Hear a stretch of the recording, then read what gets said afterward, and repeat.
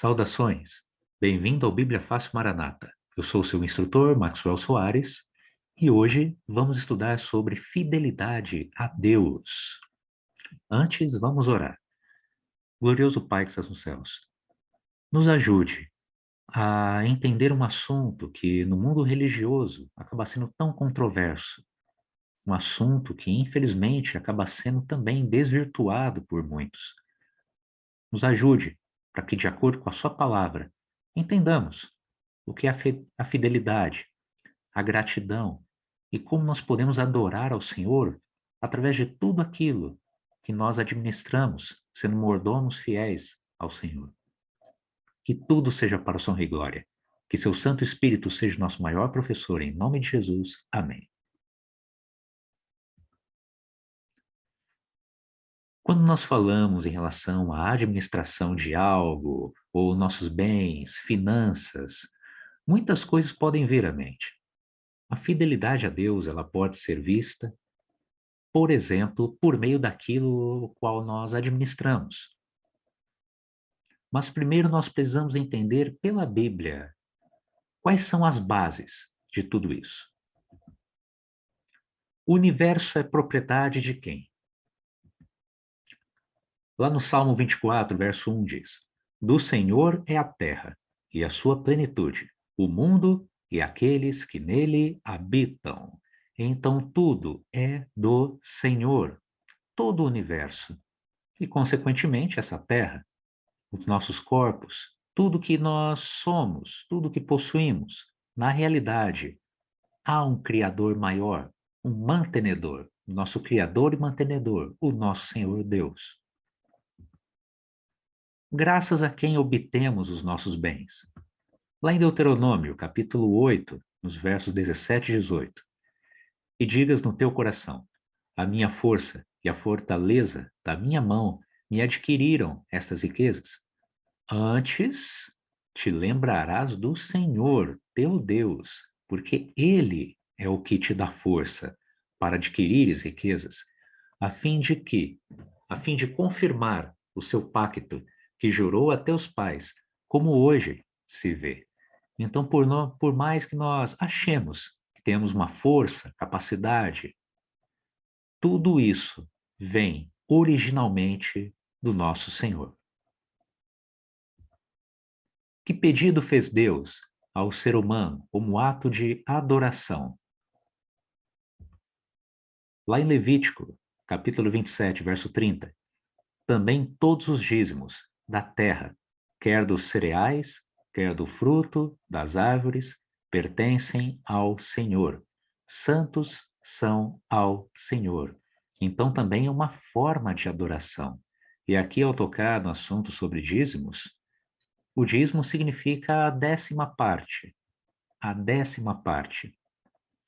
E lembre-se, por mais que a cultura ou tantos outros meios tenham desvirtuado, até infelizmente manipulado, dízimos, ofertas, realmente são ações ali bíblicas. O dízimo e as ofertas realmente representam a adoração a Deus quando devidamente feitos.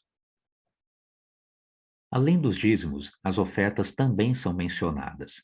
Por exemplo, em Êxodo, Deuteronômio, 1 Coríntios, e passando por esses textos e outros da palavra de Deus, nós vemos que os dízimos estão ligados à fidelidade e as ofertas ligadas à gratidão, ainda assim, os dois como atos de adoração. Qual a finalidade dos dízimos no Antigo Testamento?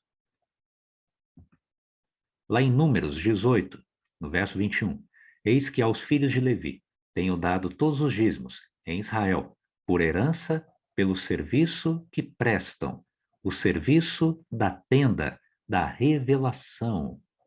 Aqui os levitas, por exemplo, responsáveis por todo o serviço religioso, então assim também os dízimos, eles devem servir para a manutenção, sim, da obra, mas também a pregação do evangelho, ou seja, para a obra de Deus. Os levitas eram os líderes espirituais e responsáveis pelos serviços do santuário. No Novo Testamento, o dízimo era empregado para manter os pregadores do evangelho. Mas com que base falamos isso? Lá em 1 Coríntios, capítulo 9, verso 14, nós temos assim: Assim ordenou também o Senhor aos que pregam o evangelho que vivam do evangelho. Então é necessário que o recurso venha de alguma fonte. O que Deus diz a respeito de quem não oferta nem devolve o dízimo?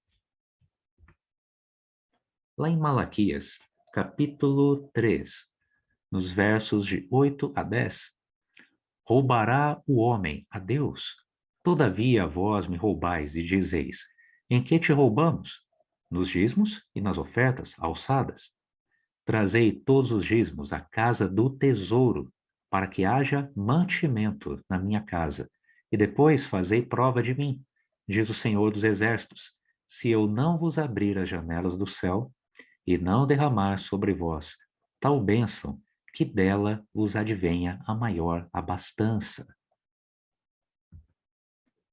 Que promessas faz o Senhor àqueles que são fiéis? Lá em Provérbios, capítulo 3, nos versos 9 e 10. Honra o Senhor com os teus bens e com as primícias de toda a tua renda. Assim se encherão de fartura os teus celeiros e transbordarão de mosto os teus lagares. Referente, por exemplo, ao puro suco da uva, fruto da vide, dízimos e ofertas são uma realidade bíblica.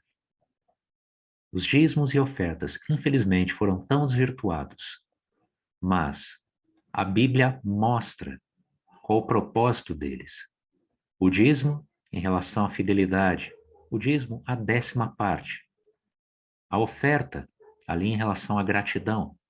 Os dois como atos de adoração. Você não dá o dízimo, na realidade, você devolve o dízimo. Você não faz nenhuma barganha com Deus. Não é uma troca, mas é realmente o reconhecimento ali. Reconhecimento, relacionamento, adoração. Deus, ele já te abençoa. O que nós estamos fazendo com o dízimo é devolvendo. E ali, com a oferta, sendo gratos, adorando ao Senhor, por meio de tudo aquilo que nós administramos, possuímos, somos, que na realidade é fruto do que Deus opera em nós, que possamos utilizar todos os nossos dons, talentos, que possamos ser mordomos fiéis do Senhor. As ofertas também podem seguir uma linha, diferentemente dos dízimos, que são exclusivos para a manutenção da obra e da pregação do evangelho.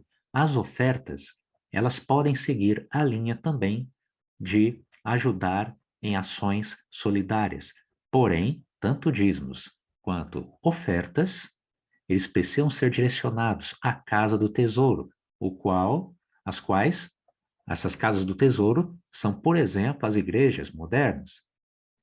Mas lembrando que, se você for dizimar e ofertar, que a sua igreja dê transparência, que ela possa realmente ali ser transparente em relação para onde estão indo esses dízimos e ofertas, se realmente está cumprindo a função.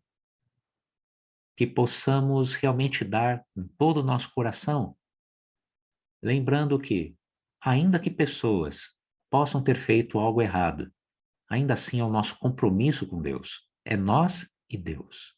Dízimos e ofertas, como frutos, rendimentos do nosso trabalho, ou seja, eles podem servir realmente para abençoar as pessoas, levá-las ali, proporcionar recursos para fazê-las conhecer o amor de Jesus e o reino dos céus. E lembrando, ali, muito antes de Moisés, isso. Ali, por exemplo, com Abraão. Abraão já devolvia ali, por exemplo, para um representante da igreja, Melquisedeque, tanto rei quanto sacerdote de Salém. Que possamos realmente fazer de maneira bíblica. Porém, antes de dizimar e ofertar, que possamos primeiramente entregar o nosso coração a Deus. Senão, é melhor que você nem oferte nem dizime. Primeiro que o seu coração esteja entregue a Deus, para que aí sim tudo esteja coerente, que seja feito tanto o que está na terra quanto no céu, tudo esteja ligado corretamente. Que você possa lembrar desse verso, lá em Mateus, capítulo 6, no verso 21. Porque onde está o teu tesouro, aí estará também o teu coração. Às vezes as pessoas investem em tantas coisas, mas será que estão investindo também no reino dos céus? Dízimos e ofertas não são para ter uma igreja grande. Dízimos e ofertas realmente são para adorarmos ao Senhor e para que possamos abreviar a sua volta e também amenizar o melhor que pudermos a dor do próximo, que possamos realmente dizimar e ofertar biblicamente. Glorioso Pai que estás nos céus, este é um assunto que gera tantas ideias, tantos pensamentos, mas também, infelizmente, porque tantas pessoas acabaram desvirtuando, acabaram inventando coisas. E sabemos que na sua palavra, o Senhor mostra, em relação a dízimos e ofertas, o que é o correto. E que realmente tem bons propósitos. E que é justo ter uma transparência da igreja em relação para onde vão esses recursos. Nos ajude a dizimar e ofertar, de acordo com a sua palavra, que possamos adorar ao Senhor por meio dos dízimos e ofertas, representando fidelidade e gratidão. E, Senhor, que o nosso coração também esteja entregue a Ti. Que tudo seja para a sua honra e glória, Senhor. E que o nosso tempo também seja dizimado e ofertado a Ti, para que possamos ter um relacionamento cada vez mais profundo. Em nome e por amor de Jesus. Amém.